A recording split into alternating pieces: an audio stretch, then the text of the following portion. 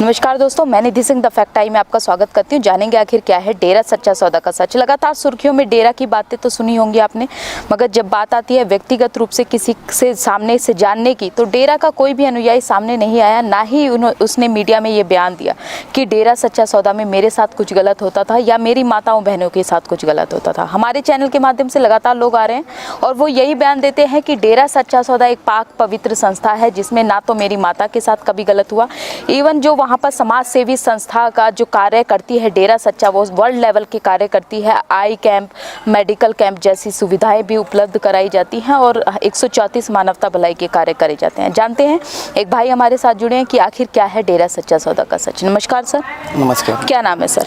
मैं नाराज कुमार है। सर, डेरे से कब से जुड़े हो? मुझे 18 साल हो गए जी। सर, आपको 18 साल हो गए डेरे से। कैसा माहौल देखा है आपने डेरे का? मैंने बहुत अच्छा माहौल देखा है और सबसे बड़ी बात ये है कि यहाँ सर्वधर्म संगम का एक मेल है और किसी के धर्म के उल्ट नहीं बोलते और सबको एक साथ लेकर चलते हैं। सर, आप कहते हो कि आपने कभी कुछ ऐसा गलत माहौल नहीं देखा, मगर वहीं दूसरी तरफ मीडिया ने एक के बाद एक जो खबरें पेश करी, उसके बारे में क्या मानना है आपका? ऐसा जी, जो मीडिया है, जैसे सोशल मीडिया होगी, वो तो कुछ हद तक अपने हक में करते हैं। जो नेटवर्किंग है, जो जिसको खरीदी हुई मीडिया कहते हैं, वो सिर्फ पैसे के दम पे झूठी खबरें लगाते हैं। और हम यही अनुरोध करते हैं कि अगर आप सच्चाई की बात करें तो वो अच्छा है, अगर आप बुराई की बात करेंगे वो बढ़ चढ़ के ये करते हैं। पर जिससे डेरा सच्चा सौदा कभी भी, जो उसकी संगत है, वो कभी भी पीछे नहीं मुड़ेगी। गुरुजी पे विश्वास है सर आपका? पूर्ण विश्वास है। सर, कुछ दिया है गुरुजी ने जो आप आज के समय में कहते हो कि गुरुजी पे इतना विश्वास है? क्या कारण है? देखिए जी, एक कारण हो तो बताऊं मैं, एक करिश्मा हो तो बताऊं। 18 साल मुझे नामदान लिए हो गए हैं और हमारा सारा परिवार डेरे से दरबार से जुड़ा हुआ है और सतगुरु की इतनी रहमत है, हम वो काम कहते नहीं जो हो जाता है। और पिछले दिनों में एक मेरे साथ कुछ प्रत्यक्ष करिश्मा हुआ है। मेरे खुद के परिवार के साथ है। मेरे 2.5 महीने की बेबी है अब। तो जब उसके ऑपरेशन होना था बड़ा, तो उसकी रिपोर्ट में आया कि जी बच्चे के दिमाग में, बच्चे के जैसे डायमंड है दिमाग, बिल्कुल उसमें पानी भरा हुआ है और 25 mm का उसका सर है बच्चे का। तो आपको पता है कि आम नॉर्मल जो बच्चा होता है उसका 12 mm या 10 mm का सर होता है। तो जब इतनी बात बताई तो हम घबरा गए सारा परिवार। तो हमको मतलब कहते हैं कि ऐसा करिए, आप पीजीआई चंडीगढ़ में ले जाइए। अब अपनी हैसियत के अनुसार सब जाते हैं। तो हमने सब घर में परिवार में रहे कि कोई देखिए ऐसा है कि बच्चे की जान का खतरा है, तो आप जाइए और इलाज करवाइए।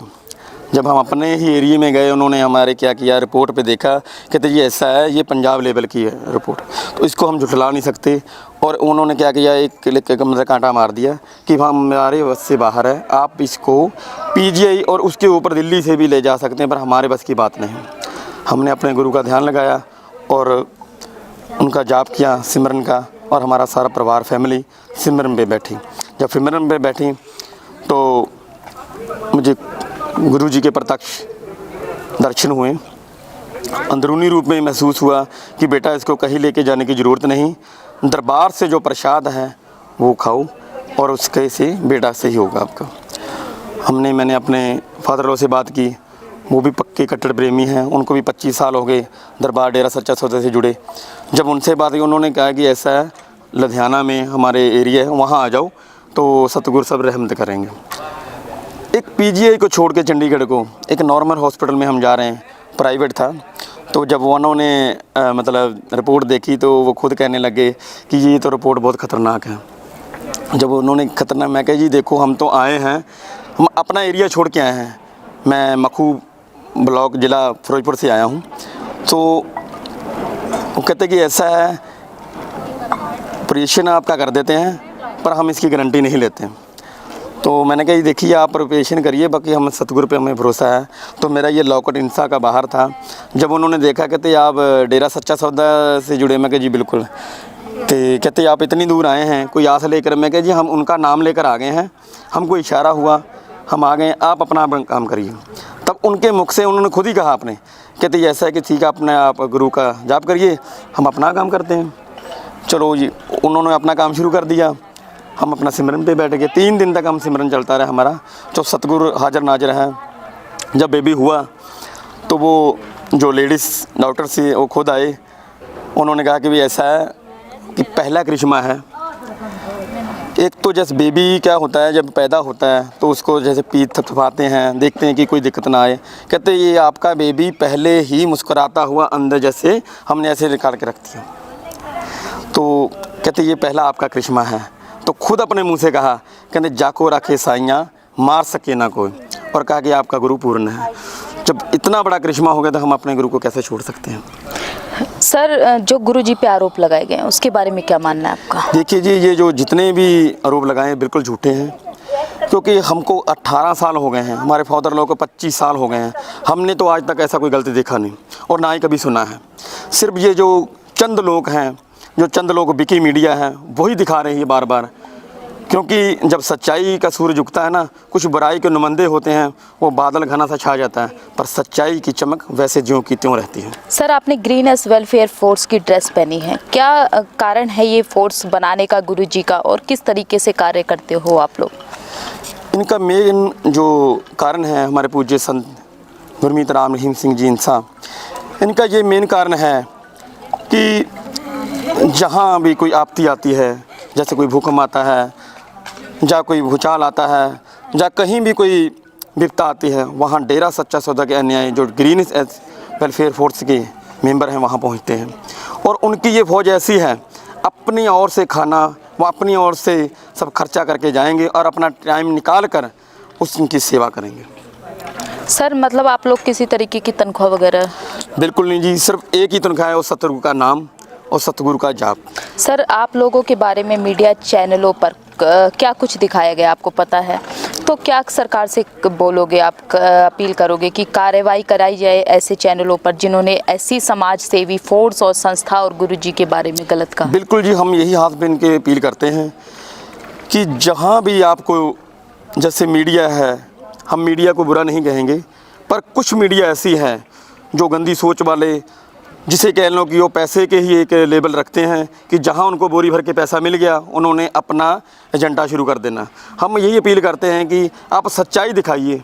हम नहीं कहते कि डेरा सच्चा सौदा जा अपना उनको नहीं को दिखाओ, पर जहां सच्चाई है उनको ज़रूर दिखाना चाहिए। सर, गुरुजी ने समाज के लिए कुछ किया है? एक कार्य हो तो बताएं। 134 मानवता भलाई के कार्य किए, और उसमें ऐसे कार्य हैं कि जो कहने सुनने से परे हैं।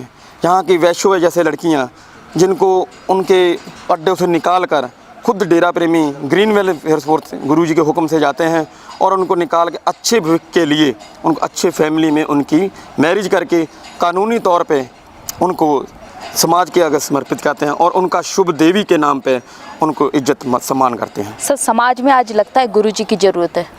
बिल्कुल जी, 101% ज़रूरत है। क्यों ज़रूरत है सर?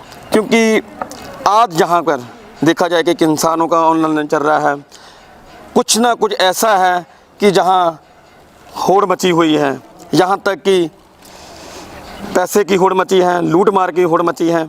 और जहाँ देखा जाए खास करके किसान आंदोलन में जहाँ की वो 3 कानून बनाए गए हैं, उनमें भी खास करके डेरा सच्चा सौदा के पूजनीय गुरुजी की बहुत खास ज़रूरत है, क्योंकि दुनिया जैसे कह रहे हो कि तड़प रही है, कुरला रही है।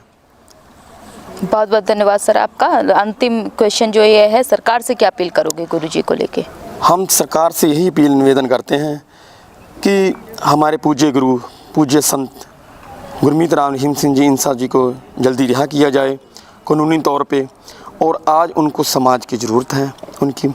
सो यही बार बार हम वेतन अपील करते हैं। बहुत बहुत धन्यवाद सर आपका। जैसा कि आपने देखा है, ग्रीनस वेलफेयर फोर्स के जो मेंबर हैं वो ये बयान देते हैं कि गुरुजी ने एक ऐसी फोर्स बनाई जिसमें हम बिना निशुल्क कार्य करते हैं, और जाके प्राकृतिक आपदा जैसे भूकंप, बाढ़ जैसी भी आगजनी भी आ जाती है तो वहाँ पर अपनी जान की परवाह ना करते हुए इतना बड़ा कार्य करना, उसके बाद मीडिया चैनलों का ये दिखाना कि गुरुजी की फोर्स ये गलत कार्य करती है। सोचिए कितना जघन्य अपराध है कि कोई एक अपने बच्चों को छोड़ के जाता है, जैसे एक फौजी छोड़ के जाता है अपने बच्चे, अपने परिवार, अपने बीवी को छोड़ के जाने के बाद, इतना दर्द जरा सोच के देखिए कि परिवार को छोड़ देता है, मरने की परवाह नहीं करता, आप लोगों की सुविधा के लिए, आप लोगों की वहाँ मदद के लिए, और उसके बाद उसे क्या सुनने को मिलता है। आपकी क्या राय है कमेंट बॉक्स में ज़रूर लिखिएगा कि ऐसी मीडिया पे क्या कार्रवाई होनी चाहिए।